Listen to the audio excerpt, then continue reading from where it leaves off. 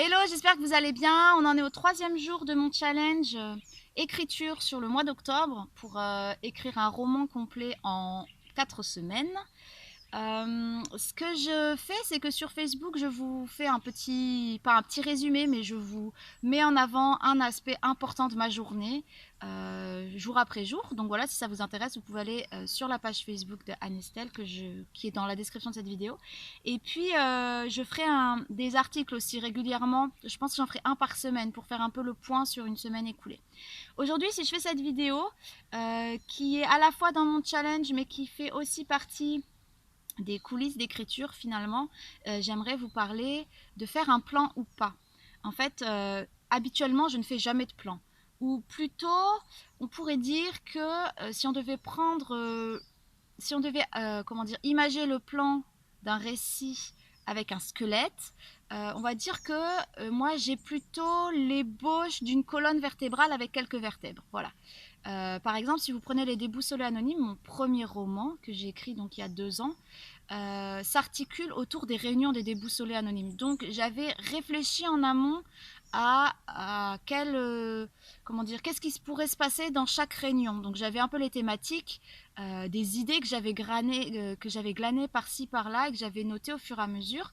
Je les avais pas toutes. Au fur et à mesure, j'ai fourni mon truc. Et surtout, elles n'étaient pas dans l'ordre. Et surtout, je ne savais absolument pas comment j'allais les articuler dans l'histoire, qu'est-ce qui allait se passer autour, comment allaient se passer ces réunions, quel personnage intervenait, etc. Ça, je ne savais pas du tout. J'avais juste le titre, en fait, de la réunion, des déboussolés anonymes. Si on prend plus récemment ma young adulte, qui a participé au concours Hachette Jeunesse, Vieille amitié ne craint pas la rouille, on suit Yuna, donc, qui est une lycéenne qui a fait une liste de défis, de choses qu'elle veut faire avant le bac. Donc j'avais réfléchi à ces défis avant le bac. Mais c'était tout. Donc ils sont 12 ou 13, je sais plus. Donc voilà, j'avais 13 petits trucs comme ça, mais j'avais rien de l'histoire sinon. Par contre, à côté de ça, je travaille énormément mes fiches personnages pour pouvoir savoir vraiment ce que j'ai envie de dégager dans l'histoire. Euh, Dernièrement, le roman que j'ai écrit, que j'ai terminé là sur le mois de septembre, dont je ne vous ai pour l'instant pas encore parlé. J'en ferai une autre vidéo prochainement, mais là c'était encore différent parce que on suit 2 personnages. On suit une femme qui a fait un burn-out, qui est dans la quarantaine, et on suit une étudiante. Et en fait, l'idée c'était que l'étudiante va permettre à cette femme de reprendre goût à la vie. Et tout s'est articulé autour de la première fois, le fait de revivre les choses pour la première fois, de ressentir à nouveau des choses pour la première fois, toutes les premières fois après cette phase de grosse dépression où physiquement elle était complètement à plat, mon héroïne. Et donc j'avais noté, mais là pour le coup c'était vraiment très très très succinct, je pense que j'avais noté 4 idées de première fois, que je voulais absolument qui interviennent à un moment donné dans l'histoire, mais c'était tout. Donc autant vous dire que pour faire une histoire à partir de 4 idées, on ne peut pas appeler ça un plan. Donc voilà, ça c'est comme ça que je fonctionne. Quand j'ai écrit Janae et les 3 tribus, là pour le coup j'avais zéro plan. C'est-à-dire que chapitre après chapitre, je ne savais pas ce qui allait se passer derrière. C'est assez troublant en fait de fonctionner comme ça, mais j'avais l'impression quand j'ai démarré mon activité d'écriture, enfin cette chose-là que j'avais envie de faire, j'avais l'impression que si je programmais tout, c'était comme si je programmais ma vie.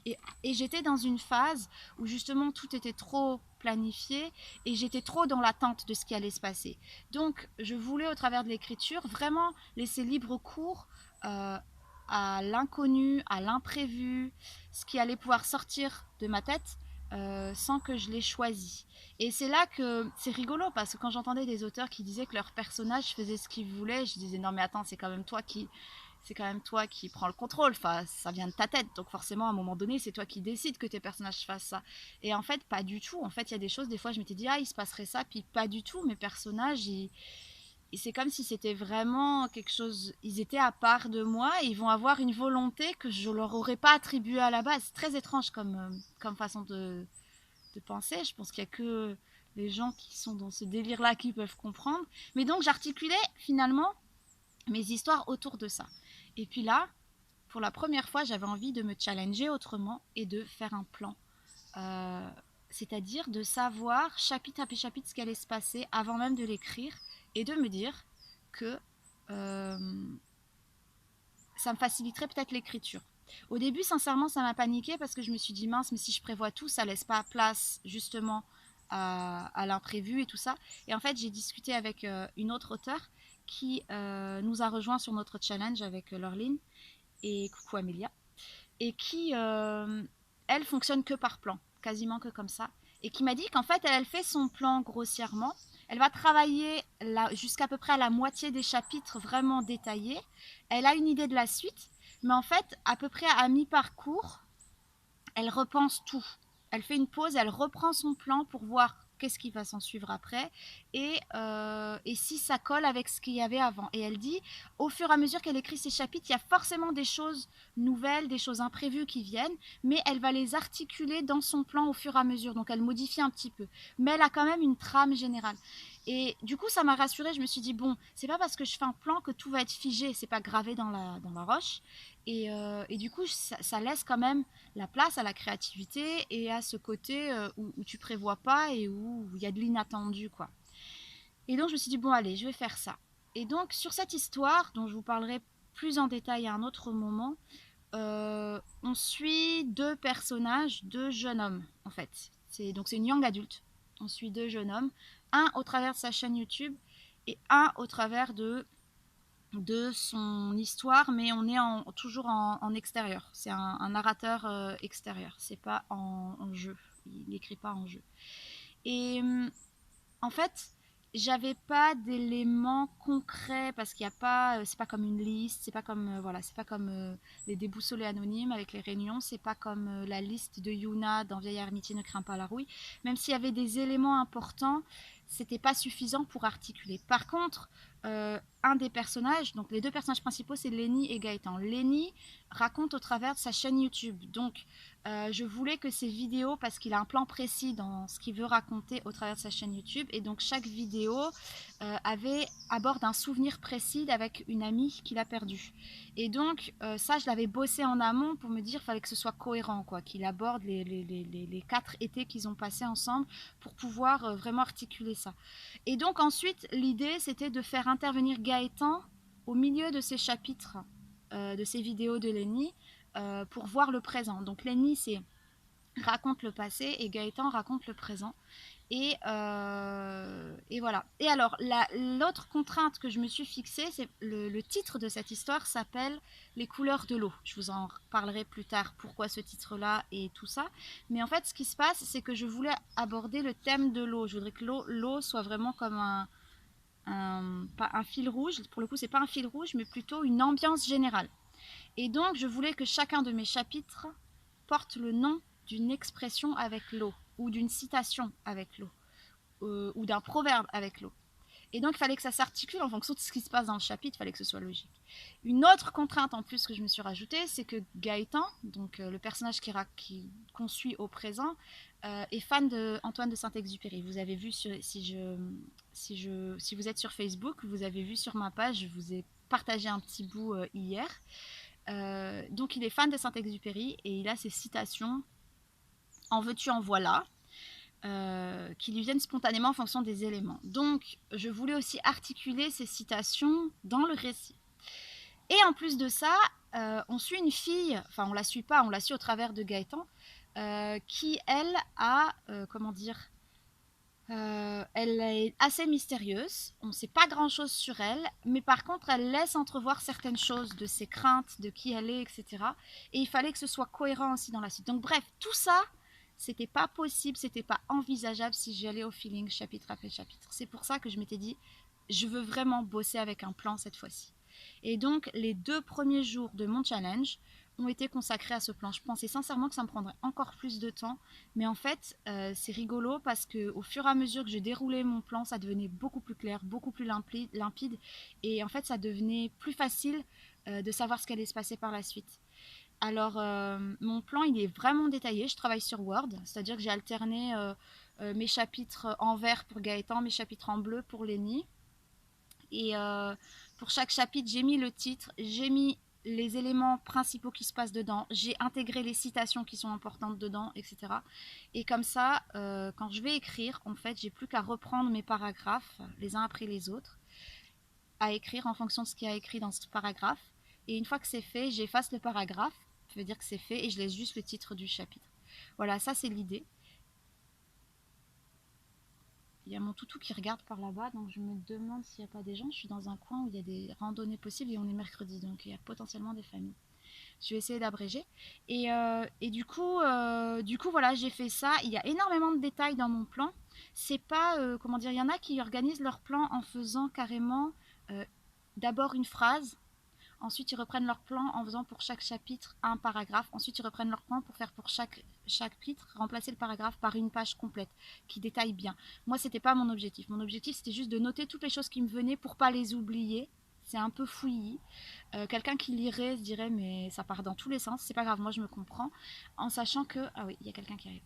En sachant que justement, quand je vais écrire, j'aurai ces idées-là et je pourrais les étoffer ou je pourrais en éliminer certaines si finalement ça me convient pas. Voilà, je pense vous avoir tout dit par rapport à mon plan. On verra, je pense que je referai un bilan à la fin de mon challenge, si ce plan aura beaucoup évolué ou pas. Ce que j'ai eu comme impression hier quand je l'ai terminé, et que je disais à mon homme, ou je disais à mes copines de challenge, jusqu'à présent j'avais l'impression quand j'écrivais d'avancer dans le noir avec une lampe à pétrole. La lampe à pétrole, c'est parce que j'ai grandi avec la lampe à pétrole, donc c'est la première chose qui m'est venue, mais si vous voulez, ça peut être une bougie, une grosse bougie ou une lampe tempête.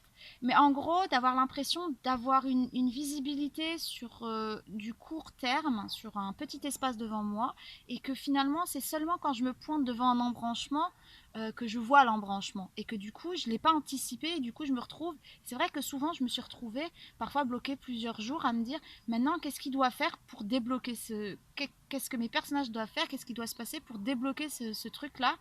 Et le déblocage arrive toujours, il n'y a pas de souci, mais j'avais vraiment cette sensation-là. Et là, de préparer le plan, j'avais l'impression de jalonner. Cet été, j'étais à un mariage de ma plus vieille amie. On est amies depuis le CE2. Et en fait, on avait posé des petites bougies, des fausses.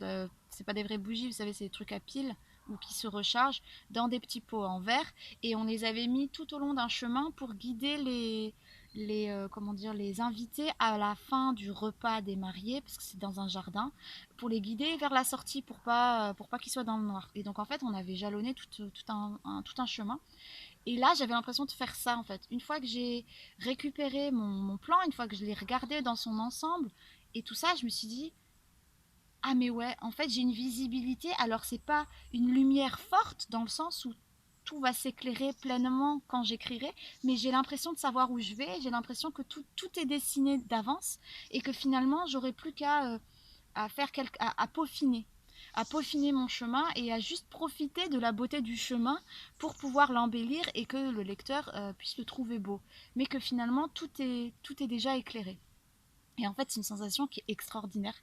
Alors, ça va vous paraître bête et bizarre si vous avez l'habitude de fonctionner avec un plan. Pour moi, c'est la première fois.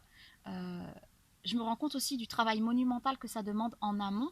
Mais par contre, je pense que ça va vraiment simplifier le travail d'écriture au quotidien. Ça, je vous en reparlerai forcément plus tard quand j'aurai testé, quand j'aurai fait. On verra si justement le temps que j'ai pris à ça est du temps gagné pour l'écriture, et si j'ai l'impression d'aller plus vite, si j'ai l'impression, comment dire, des fois quand on écrit, chaque petit paragraphe, chaque petit truc nous coûte, parce qu'on sait dans la tête ce qu'on veut faire, on sait le rendu qu'on aimerait, mais on n'y arrive pas. Et puis parfois, au contraire, on a l'impression d'avoir regardé l'heure il y a 5 minutes, mais en fait, il s'est passé 1 heure, quoi.